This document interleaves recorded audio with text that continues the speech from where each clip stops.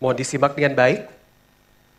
Papua memiliki kekayaan budaya yang unik seperti tarian, musik, dan seni rupa yang berpotensi besar untuk dikembangkan sebagai aset pariwisata budaya. Pertanyaannya, apa program-program calon gubernur dan calon wakil gubernur untuk melestarikan dan mengembangkan warisan budaya tersebut yang dapat berpotensi meningkatkan kesejahteraan masyarakat melalui pariwisata budaya? Kami akan ke paslon nomor urut 2 terlebih dahulu. Waktu menjawab 3 menit. Disilakan. Sebagaimana tadi kami sampaikan bahwa penguatan masyarakat lokal melalui penguatan budaya itu sangat penting. Salah satu menghasilkan PAD dari Provinsi Papua yaitu pariwisata. Pariwisata ini harus tumbuh dan berkembang karena ini akan berkaitan erat juga dengan masyarakat adat. Kita akan menyiapkan infrastruktur untuk membangun pariwisata, tentunya dari seni, tari, budaya dan semua harus tumbuh dan mendapat hasil yang itu bisa menguatkan ekonomi masyarakat lokal. Tentunya penguatan ini kami akan siapkan semua tempat-tempat yang bisa kita upayakan untuk pariwisata di Provinsi Papua, akan kita kembangkan untuk pendapatan hasil daerah Papua. Tentunya di sisi lain juga kan ada sektor dari tadi disampaikan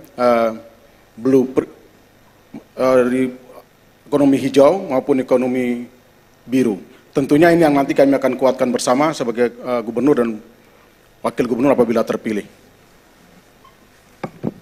Singkat saja, kami akan buat regulasi di tingkat provinsi yang mengatur pengelolaan pariwisata di tempat-tempat publik. Contoh di bandara, di hotel-hotel, dan bukan saja di tempat-tempat yang pada kegiatan-kegiatan tertentu, tetapi itu rutinitas sehingga dapat menumbuh kembangkan pemberdayaan ekonomi bagi pelaku-pelaku budaya itu sendiri. Terima kasih. Masih ada sisa waktu, Bapak ingin ditambahkan? Cukup. Baik, terima kasih. Dengan pertanyaan yang sama akan dijawab oleh paslon nomor urut 1. Waktu Bapak-Bapak adalah 3 menit, dimulai ketika Anda berbicara. Papua ini, masyarakat Papua ini akan dikembangkan, yang paling terkenal disampaikan oleh para visionaris yang datang. Yang pertama adalah seni, yang kedua adalah olahraga. Itu untuk Papua. Dan nilai-nilai kearifan lokal ini diamanatkan juga di Undang-Undang Otsus.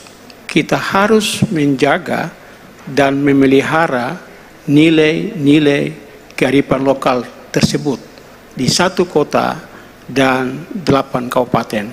Ada hal-hal yang kalau kita mau bangun, nilai-nilai kearifan lokal itu kita harus pelajari.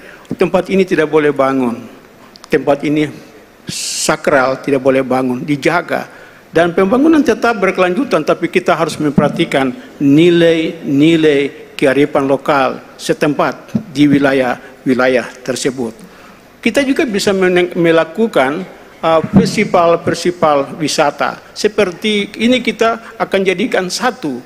Jadi para turis wisatawan regional dan internasional, mereka akan datang ke festival Portumbai.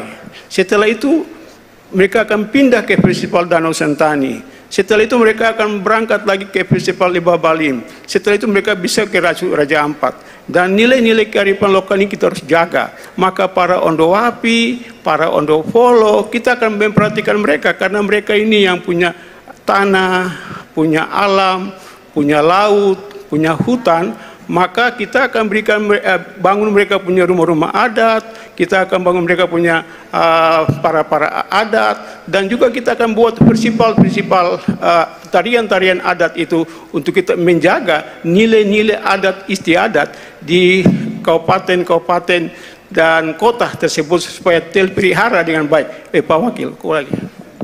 Ya. Kita bicara pariwisata itu terdiri atas 3 bagian. Ada wisata alam, ada wisata budaya, ada wisata rohani.